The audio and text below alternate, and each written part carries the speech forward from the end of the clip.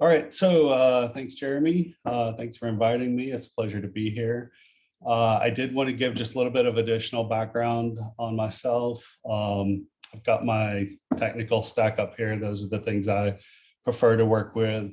I do consider myself a full stack, a little bit of everything kind of developer. So I hail from the time of pre-internet, the bulletin boards, early days. I think I started coding back in the 80s. So, I've been around the block a bit. I've held every role in the development progression, everything from senior dev manager, director, senior director, owner, as an individual consultant. And I've even had my own dev shop with a couple of contract employees. So, I've been doing this a while. It's my passion. It's there's really never been anything else other than software development that's appealed to me to spend my time on. So this is kind of, this is what I do. Worked in a number of industries, and I've worked around town quite a bit. So if you've worked at any of these companies, you probably know people that know me. And then my company that currently I am just doing consulting through my company DevPossible, and those are some of my main clients. So that's just a little bit about me. Get started with what we want to accomplish today. So I really want to show the massive value of using off-the-shelf components. We're going to hopefully show that with just a little bit of coding and a little bit of connecting, we can use some things that already exist and just see massive benefit that Jeremy was talking about. Just really an architecture and a design that will open the door for any kind of implementation that you can think of. It's just extremely flexible, and since all of it's almost off the shelf, very little effort. So I want to talk a little bit about the value of rules engines in line of business applications, and really show that this is a low cost solution. Again, everything being off the shelf, just pulling in these components, connecting them together with a little bit of architecture thought, and you're off to the races. So the technology stack that we'll be talking about, of course, is primarily based on AWS Lambda, using .NET for the functions, and the library from Microsoft that's their rules engine. It's open source rules engine. We did use in this project that I was involved in, we used the API gateway from AWS to expose these Lambdas as a REST API. We hooked in Cognito, and we do make use of S3 for storing some files, but really all of these were just plug in on top of the development. So there was really nothing to do here except connect them and maybe just a little bit of configuration, and everything just works. So I'm not really going to be focusing on these technologies, but just know that they were in play. Some of our initial concerns, we talk about building a Lambda that will run this rules engine, was, well, is that even practical? What are the limits on Lambdas? What can these libraries, once they're deployed, are they too big for a Lambda? Because there's a lot of constraints on Lambdas, but they're very reasonable constraints. And so when we took a look at it, it turns out everything fits. I've got a little screenshot down here. This is the actual deployed rules engine Lambda, and you can see it's about 5 meg. So it's tiny, really, at the end of the day, once you build it in release mode. So we're nowhere near the limits of Lambdas when deploying this solution. And then the second consideration was, how's it going to be for performance when we call this Lambda and this rules engine, and it's presumably going to call out to other things? Are we going to get the kind of performance we would need to make it practical? And the TLDR on that is everything ended up being sub-second. So once you warm up the Lambda, so the first call has this warm up, and that takes a few seconds, so maybe 5 seconds at the most. And then after that, everything's sub-second, super fast, no real issues or concerns with performance, even calling multiple Lambdas in sequence. So, performance ended up being fine. So when thinking about rules engines, what's the point? If you were to try to code everything that you could do with a rules engine, so you've got some, let's say you've got some 10 or 15 rules that you need to get done, and you just coded each one in your language of choice, C#, Python, Ruby, whatever, then what you need is a full development team. You need somebody to come up with the requirements. You need somebody to come up with the development. You need them to develop it. You need somebody to test it. You've got, just all this process and overhead that goes into the full SDLC to get each thing out the door. And what a rules engine does is, yeah, you still have to do all of that. You have to do it once for your building blocks, but then somebody can come behind you and build new things without all that process and overhead. That's really the key to achieving the lower cost, and opens up the door for less technical resources to be able to push out business logic, which is always key in enterprise development. If you don't have to pay a 6-figure developer to make a simple rule change, and that 6-figure developer doesn't have to go through a week-long or maybe a 2-week-long dev cycle, then you're reducing your costs and your process and your overhead just at every turn.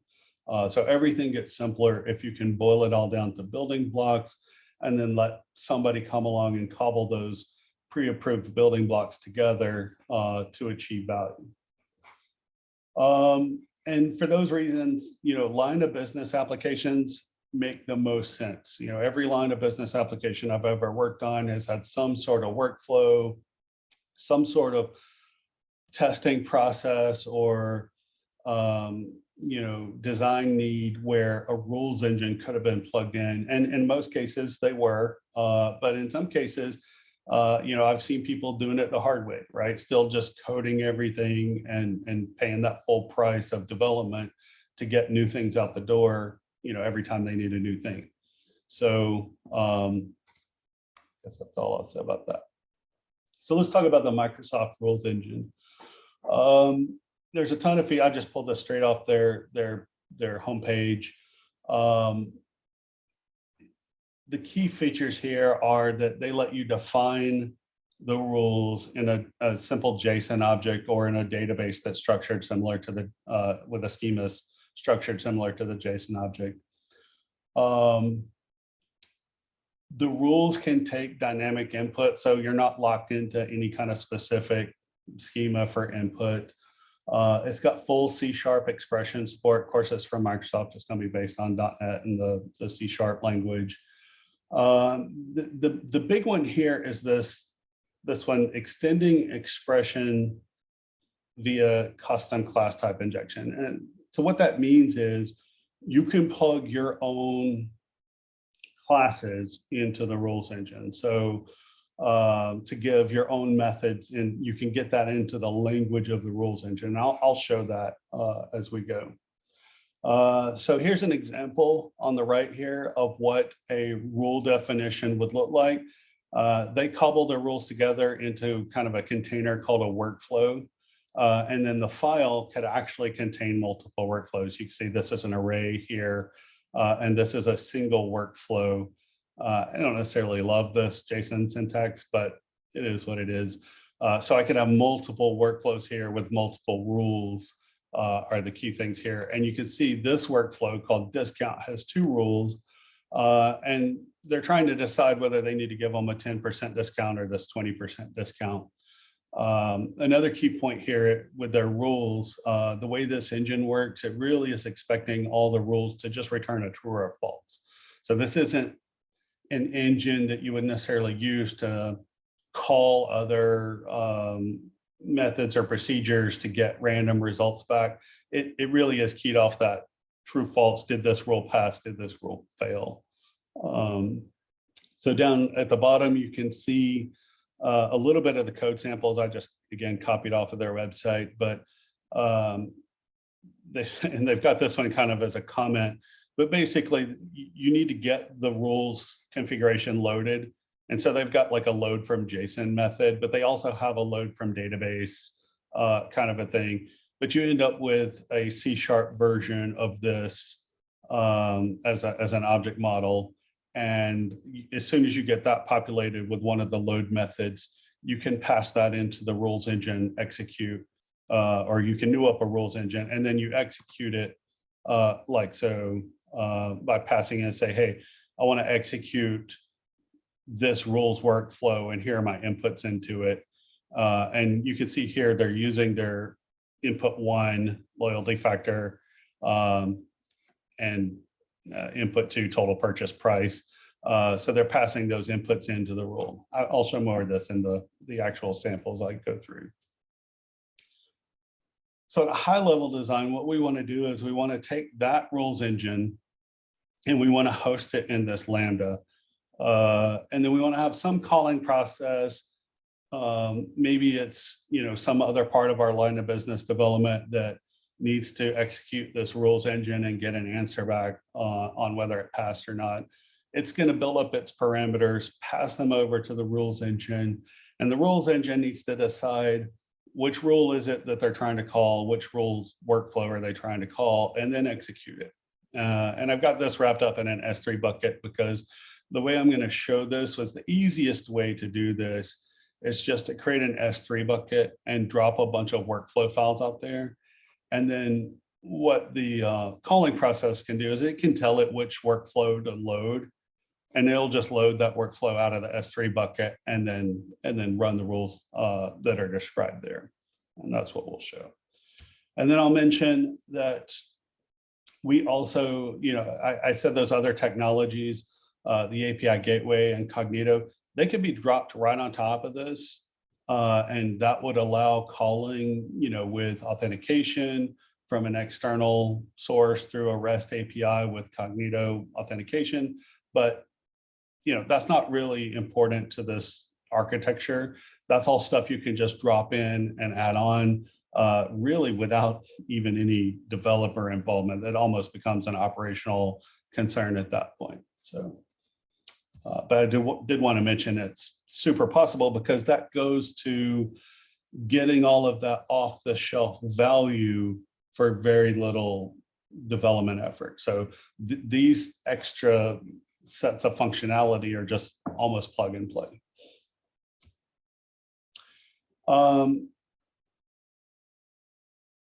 So I want to show a couple of websites real quick. Let me grab this. I think. Yeah, there we go. So this is the wiki page of the Microsoft Rules Engine. And I just want to kind of show you what they're presenting as their architecture. I mentioned you could store the rule definitions either in the database or in a JSON file. They're saying it really doesn't matter how you store it. But one facet of their design is that you do have persisted rule definitions and that you load those into whatever code you're writing as a wrapper that's going to execute the rules engine. So you've got this wrapper object that you write and you're loading in their library, and you would have some other thing giving you the input telling you what the parameters are for the rules that you want to call. So you've got this other process calling your wrapper and giving you your input, and then you take that input and you run it through the rules engine, you get your result, and you ship it back out to the whoever called. So that's their basic design, and they've kind of, this rule store they've put behind a contract, and they said, as long as you end up with something that meets this contract, we don't care how you store it. And here's a couple of things that help you that are already done, like load it from a JSON or load it from the database. And on the input side, they really don't give you any direction here. They just say, hey, you know, the wrapper that you build needs to be able to get the input and pass it to the rules engine. And then as you saw in the code sample, the rules engine is like a one-line call. So it's, you know, there's not a lot going on. It all becomes kind of these black box components that you're just cobbling together, you know, as needed. So the other thing I wanted to show, if I can get to this, here we go, is they do have a rules engine editor that they put out. It's actually maintained by somebody else, but there is one in existence. And I'll just, oh, there we go. Yep. So I haven't used this, but I did want to point out it's there. So if you're trying to cobble together an off-the-shelf solution and you really don't want to build your own JSON files, then you might look at something like this. My take on it was that this seemed very close to the JSON. It's not giving you a ton of help. And so for myself, I didn't need it. And I didn't implement it for the client I was working with. But it's here. And if you were going to put this in front of analysts that maybe weren't as comfortable editing straight JSON, that might be something. What I will say is that trying to get some of these expressions, like notice this expression here, which is quite complicated and has lots of quotes and lots of symbols, getting that into JSON validly can be a little challenging, trying to escape everything that needs to be escaped. That was one of the few issues I ran into, and it makes a little bit of a case for an editor like this, but you know, if you've got any tool that can escape a string for JSON, you're good to go. I think that's all I had on that. I showed the editor. So I did just want to take a second to talk about the anatomy of a workflow. So I mentioned a workflow lives in one of their definition files, and you can actually have multiple workflows in there. I didn't do anything with multiple workflows in my experimenting.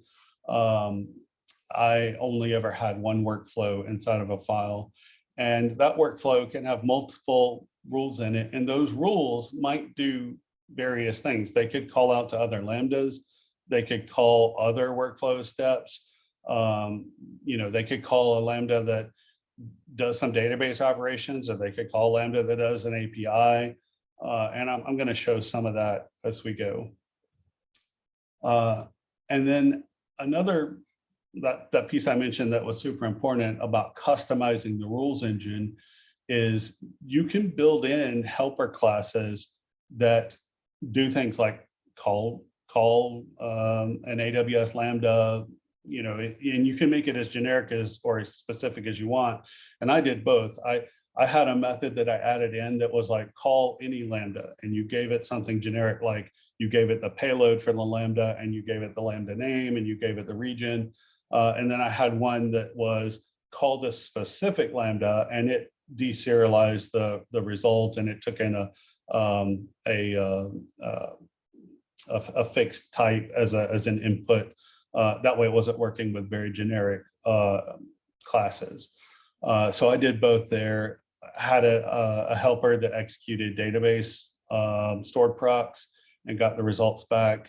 And then just other logical functions, and I'll show some of those. But this was really the key, and what makes this engine so powerful is that as a developer, I can come in here and I'm not just bound to regular C# expressions to get things done. If I need to write a function that calls a Lambda, or if I want to call something on Azure, or I want to call an API of an internal API for my corporate, you know, I can do any or all of those things. Anything I can get into code, I can do it and plug it in, and then it becomes part of the scripting language for the rules engine. And we'll definitely show that. So here we go. All right, so this is the solution. And let's see.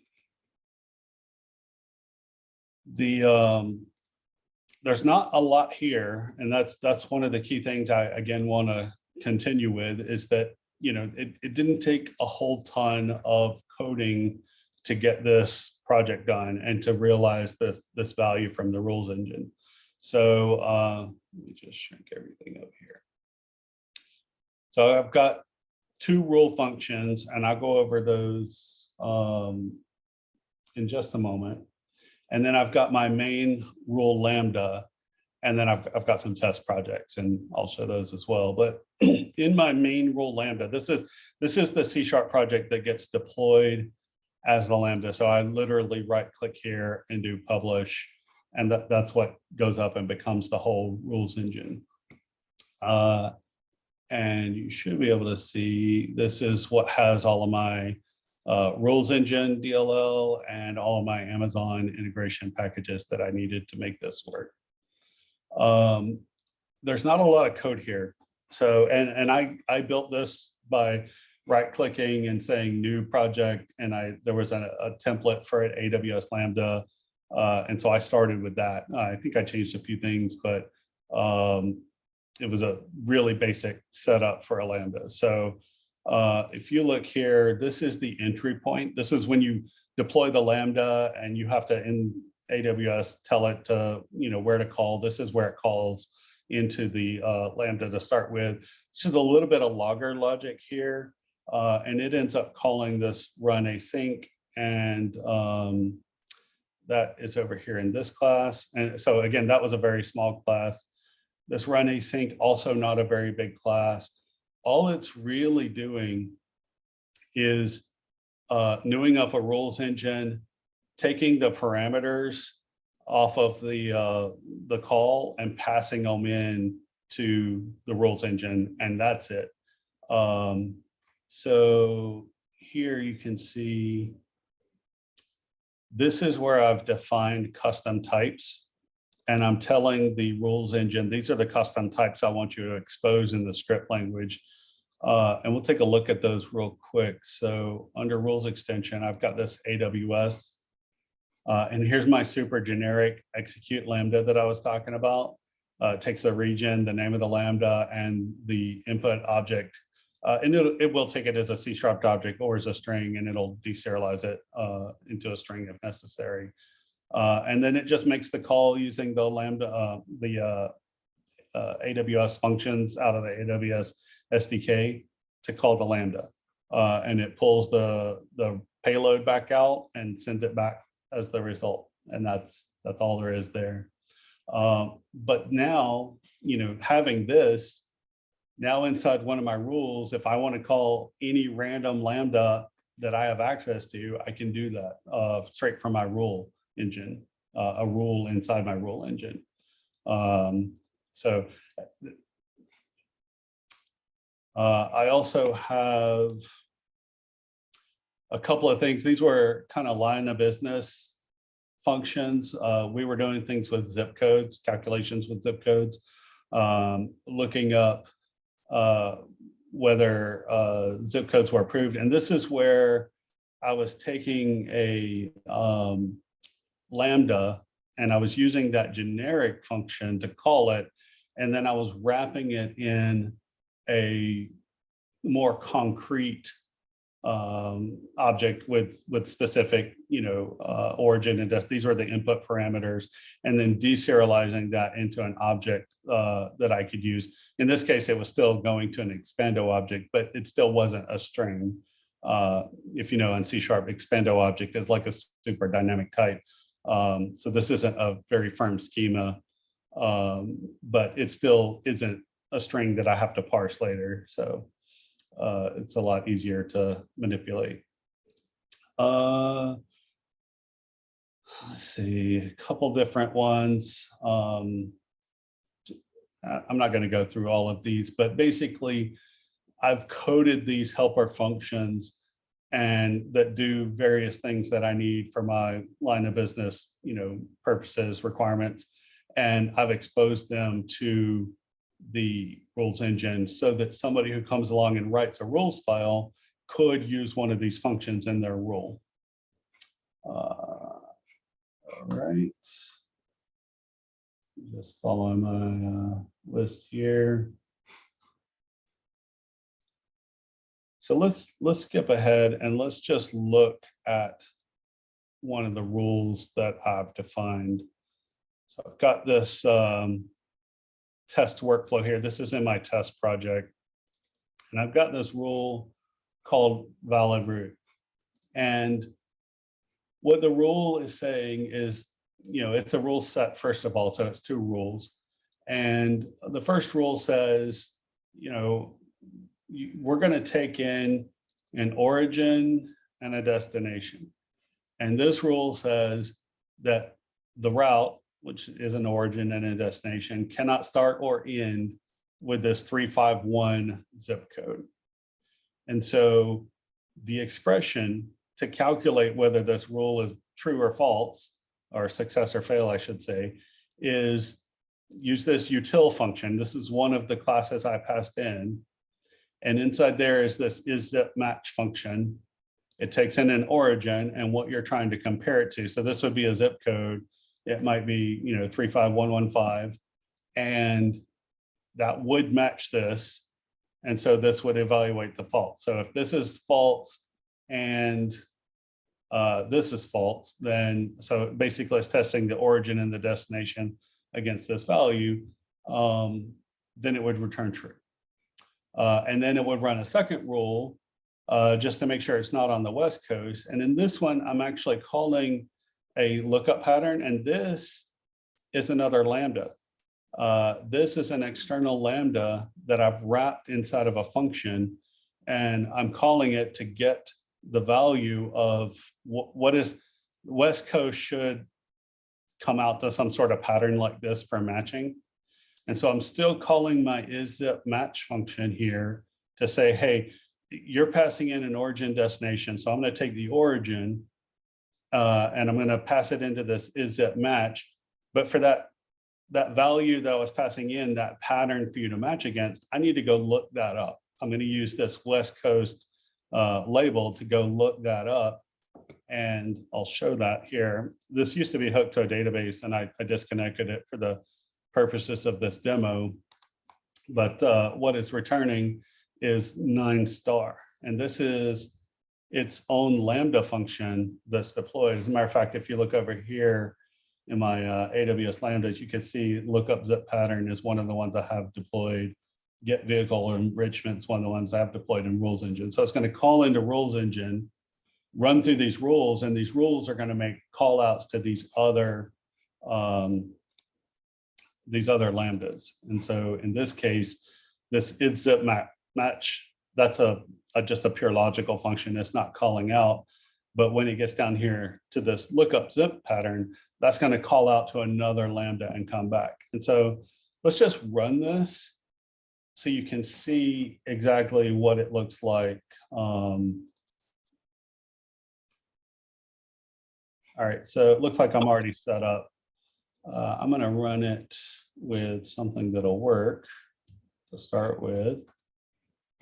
And so this is the AWS helper.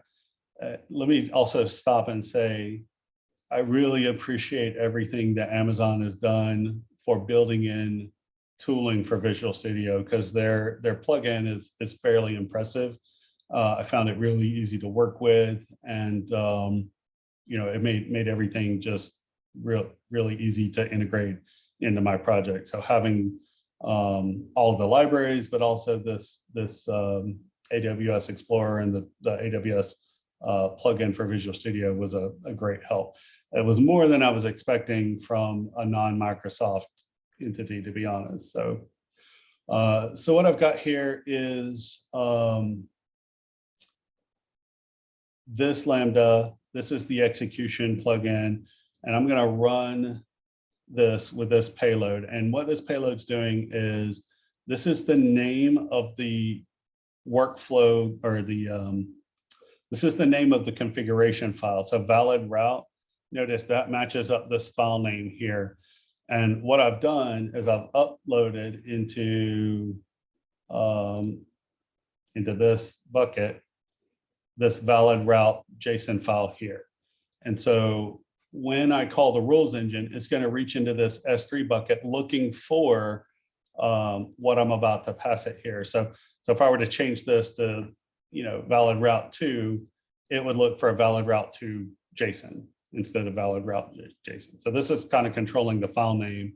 And what that does is that makes it super easy. If I want to make another copy of this and tweak it slightly and have, a different version, I can do that. But it's super easy for anybody to upload a file into S3 and, create more workflows that any consumer could call. So anyway, so there's my rule set. There's the workflow. Now that workflow is also valid route, but what that lines up with is this here, this workflow name inside that happen to be the same. And then the parameters, and this is where things get quite interesting. The parameters in this case are just a JSON object of whatever. And so if I were to pass in the wrong parameters here for this rule set, it would just fail. So that was something that's important to get correct, is you do have to know, and maybe, through documentation or through, some sort of extra tooling, you kind of have to know that this workflow is expecting these two parameters. And, the person who designed the workflow would know that, and they would need to document it and publish it for consumers. So I'm going to invoke this, and it's going to take, you see the warm up time, a couple of seconds. And then there we go. And so what you can see is I got back, it ran this rule. There were no exceptions. The success was true. And then it ran the second rule, and there were no exceptions and success were true. So if I come over here and I change it so that this is a zip code on the West Coast, which starts with 9, and invoke it again, the first thing you'll see is it came back instantly. So, after that warm up, which was, 5, 6, 7 seconds, after that, I could sit here and do this all day, and it comes back, in a quarter of a second, half of a second at most, super quick. And remember, this is running 2 rules through an expression interpreter, and also calling out to another Lambda, doing all the security and everything in between there. So it's pretty quick. No performance concerns here whatsoever. And, also being based on Lambda, it scales infinitely, right? So that can always be a big concern when you're implementing a rules engine, is if you really start to leverage rules for everything, what will happen, especially with on-prem solutions, is you'll overrun your rules engine. The first 6 months, everything will be great, performance will be fantastic, and then people start realizing the value of this thing that you built, and then they'll start consuming it at a very high rate. And before you know it, your rules engine can't keep up with everybody's needs for all the rules they're building. You won't have that problem with a cloud solution based on Lambda, right? That problem's just going to be solved itself. And that's a major facet of enterprise architecture. It's one of the most critical things that if you're building for a larger system, you really have to think about and design for that scale. So if you were not using off-the-shelf products, if you were trying to code all this yourself and build up your own rules engine that you were going to host, you would have to take all of that into consideration, and it just becomes mind-boggling to even deal with that. So Amazon came along, built the cloud. We've got Lambdas now. It solves that completely. You don't even have to think about it, and you just get a ton of value for essentially free, from a dev perspective anyway, not necessarily from a cost perspective. But so there's that, and you can see this one I executed a long time ago and got on a sidetrack. But you see the first rule was successful. It was not in Central Alabama, but the second rule failed here. Success is false because it is on the West Coast. The destination's on the West Coast, and so it failed. And so whoever's consuming this rule can now have that result and do whatever they need to do based on that result. So. All right. Did want to show, I've got one other, this valid vehicle. So what this one was doing is it actually, and I'll show the rule itself. Valid vehicles, get vehicle enrichment. It's kind of a cool, I didn't know about this API, but there's an API endpoint out there in the world that anybody can use that's not authenticated. And I think it's here. Nope.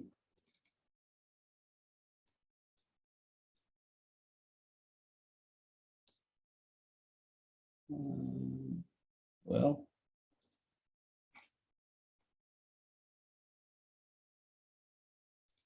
looking for my constant here. Oh, it's in here. Yep. So this is the meat of this function. I kind of pulled it out to its own little function, but what it does is it hits this endpoint, and this endpoint takes a parameter of a VIN number, and it returns a whole bunch of almost key value pair information about the VIN number. And so I'm not going to go too deep into that, but if you look down here at the rule, we've written a rule that says, hey, we're going to take in the VIN number, and we want to make sure that the type is not a truck, and that the I'm sorry, that the type is a truck. This is the error message, not a truck is the error message. This rule says the type must be a truck, and the model number must be a 3500. So F3500, whatever that is. And so you can see the expression here is we're calling this get vehicle data function, and it's returning back. We're passing in the VIN number, and then this is a almost like an ID of the parameter. So it's like parameter number 28, and that happens to be the model. And that's just the way this REST service works. So parameter number 28 for this VIN has to be a 3500. And then up here, we're saying get vehicle type for this VIN number has to be a truck. And get vehicle type is its own separate helper function that goes ahead and pulls out the particular property, so that the consumer, like if we were exposing this to an analyst, it's just easier for them to say get vehicle type than to say get vehicle data and have to know that the type is probably numbered, 15 or something. So it's just a helper function to do that. And again, these are helper functions that you code and pass in, and as long as they're static functions, they'll work in the rules expression parser. So I'll just show a quick demo of this. So we'll go back over to our rules engine, and I'll just switch this out with a different payload here. And you can see this time we're calling valid vehicle. And again, valid vehicle is the name of the workflow inside the rule set. And then we're passing in this number. And so if I send this guy up, it's like he's got to warm up again, probably waited too long. And so there we go. We got back a true, this VIN number is a truck and is a model 3500. And then I do have a different VIN number here that I can switch out. That is the failure case here. And if I run this guy, you'll see that it failed. And when it fails, I guess it's worth mentioning, when a rule fails, you can set it to return that message as part of your definition. So if you noticed on my rule here, it had the error message. So if this rule fails, this is the message that it returns. And so that's what you were seeing there. So that's the gist of it. These rules were a very small amount of code. The rules engine itself, again, it was really just plumbing to get the parameters from the input, from the source of the context, and pass them into the rules engine, and then proxy the response back. Like, I didn't write any real logic here. It's really just dropping everything in and connecting the bits and bobs to make it go. This really wasn't a ton of development as much as it was architecture and design for which pieces we were going to connect and how we were going to do it, and did the design make sense and give the flexibility that we needed. So that was the main gist of it. All right. So I think that's all I have to show on the code. I'll just mention a few challenges. So when you create a Lambda function in AWS, you have to tell it what the entry point is, and you tell it C#, and you tell it the name of the function that's entry point. And there was some friction there getting the AWS to pass in the right parameters, since it was dynamic parameters, since that one, the one parameter object, where's the model?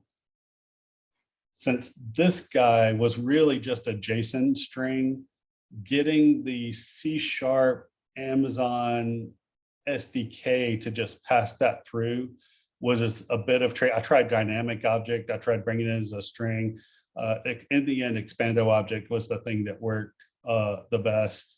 So just know you might run into problems getting the actual parameters from your calling thing to your C# code. It took a little bit of massaging to get it to work. The second thing was AWS permissions. It seemed like everywhere I turned, I needed another permission for another thing. It was very atomic.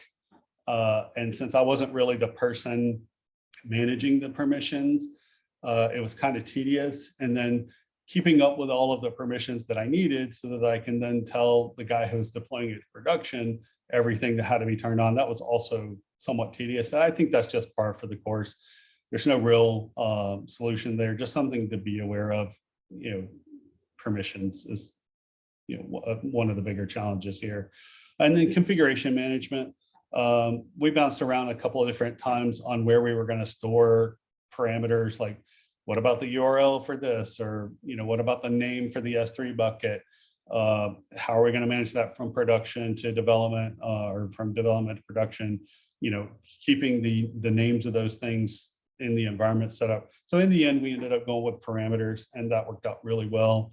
I made a couple of helper functions to load the parameters in, and it was easy, but it was just really deciding where we were going to put it was the main thing that we didn't do up front and ran into a little bit of a challenge. So that's it.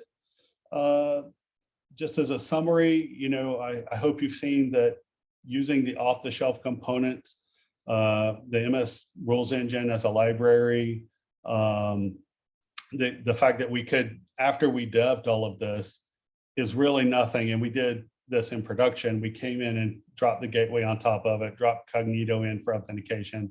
And then, we had Lambdas there for the scale. All of that was just kind of built in to AWS or to the library itself.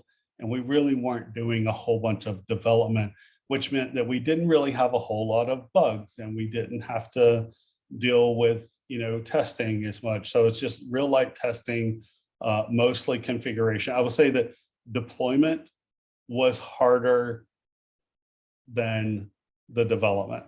I would go as far to say that, like keeping track of all of the ops stuff, the permissions, getting it deployed to dev, getting it deployed to my sandbox environment, getting it out to production, setting all that ended up being just as hard as the development in this case. So, and I hope you can imagine that kind of a design where you're essentially free to add in whatever C# helpers you want into the engine and then call them from the RulesEngine expressions. There's a ton of flexibility there. There's really no limit to what you can do. And a ton, just expanding on that, you can then use other off-the-shelf functions. Like, for example, maybe you want to kick off a step function. Maybe you want to call other APIs. There's no limit to what you could do with this architectural pattern. And again, I only showed you a few code files, and that there was not much else behind there. So it was a really easy implementation. So that's all I have. And I guess with that, I'll open it up for questions.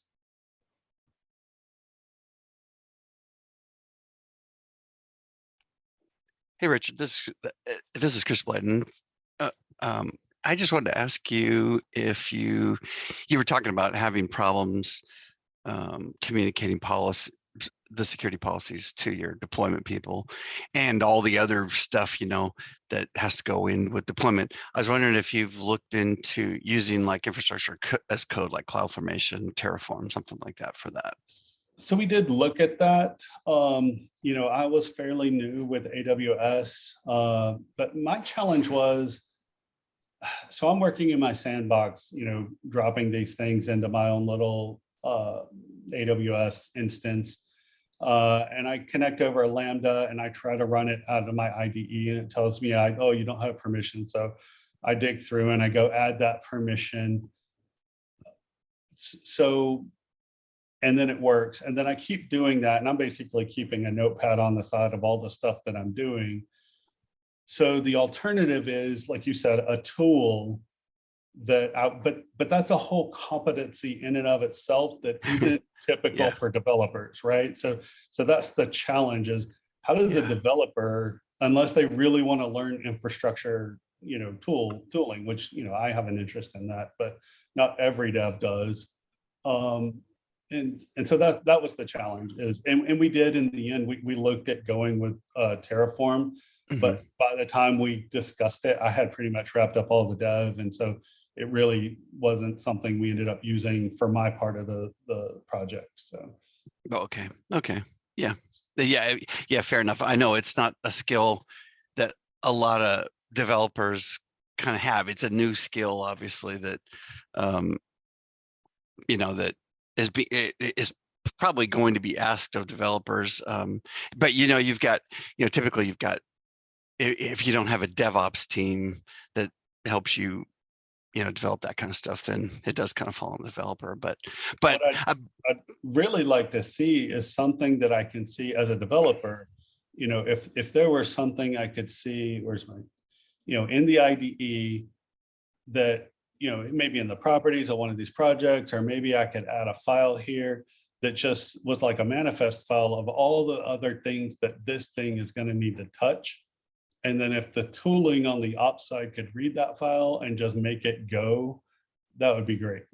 But I guess the risk is I could add in here, that I want to execute, things I shouldn't be executing. And so who manages it? But yeah, that seems to be a gap right now, is on the permission side. There's not an easy way to do it. It's fairly difficult. Well, the typical thing, I see John's got his hand up. John, you want to jump in there?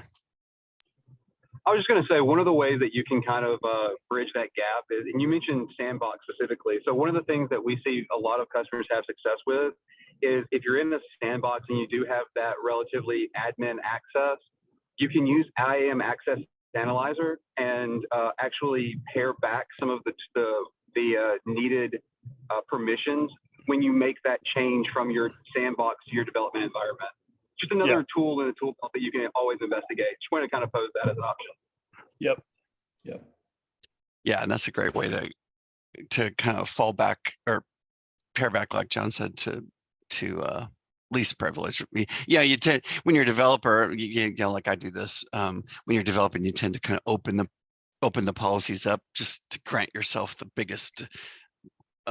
Right, and then obviously, what John's talking about now is then going back for production and kind of reining that back in so that you've got least privilege. But the other thing I was going to throw out there, Richard, that you could look into is if CloudFormation or Terraform is daunting, which I get. The other, we also have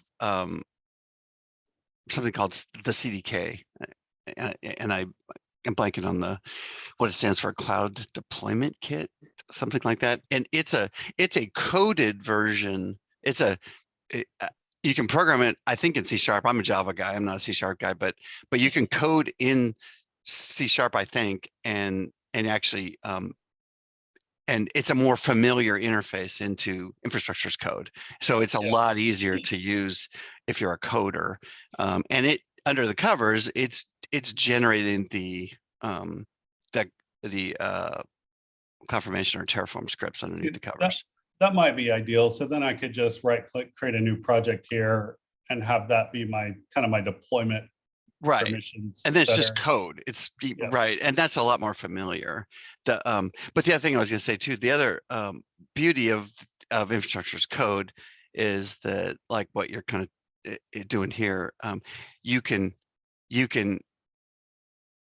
as you update that thing, you can redeploy over the top, and it's going to just change the it's going to sync the infrastructure now instead of doing a full deploy. So but I get what you're talking about. One of the things that I've been waiting for is the ability for you to kind of reverse engineer from what you've got in AWS, reverse engineer back into a CloudFormation script.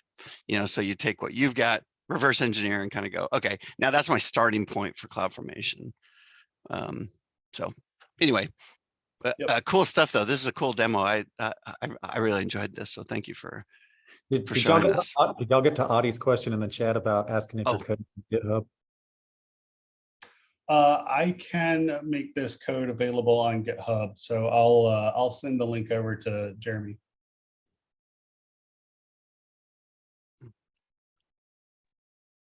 Hey, this is Philip Ferentinos. I saw you had some test code in there, but I was curious about, since the rules engine decouples the rules from the code base, I imagine you're testing the code base.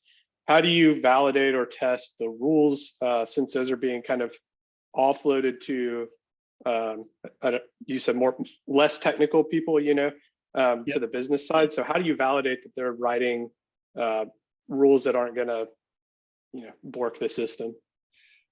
Yeah, I mean, that's the challenge. So you would definitely have to build into your rules infrastructure. So if you're going to have a team of analysts, let's say at some organization, and they're going to be your rules people, or more than likely it's going to be one or two people.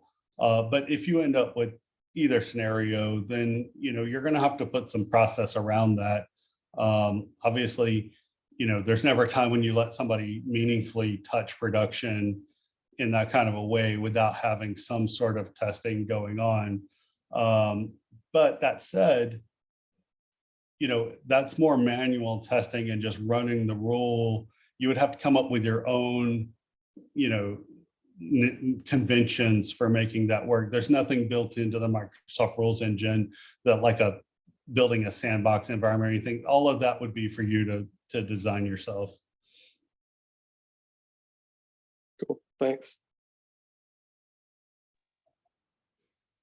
Hey, Richard, Josh Kent, really enjoyed the presentation. It's interesting. Just wanted to hear your thoughts on how y'all landed on S3 for storing that JSON object, and if y'all evaluated, it looked like y'all were accessing that with kind of every invocation, and if y'all evaluated other things like app config extensions to have some of that statically kind of cached in the static initialization piece. Just what y'all's kind of workflow was that for that? There are a lot of options there. The two that they had built in, so that were just the path of least resistance, we're loading it from a JSON file and just serializing that object in. That was kind of built into the library already, or loading it from a database result set. And we looked at the database at first, and there was no real benefit to going with the database. And the S3 made it just super simple as far as, if I want to add another workflow, I just drop in another file in the S3 bucket and it'll work. So it was just very easy. Now, in a more robust or involved solution, maybe that doesn't work as well. But for our purposes, it was just super easy, and we weren't really targeting the kind of volume that would have required caching or any kind of concerns with volume. And so, for us, it was a non-issue. But that said, there was definitely all opportunities for caching there. Like, we didn't have to do that, but you could definitely, load the file, load the rule set in, and once you've loaded it, don't hit it again. That kind of that all of those kinds of patterns would be super easy to lay on top of the existing code.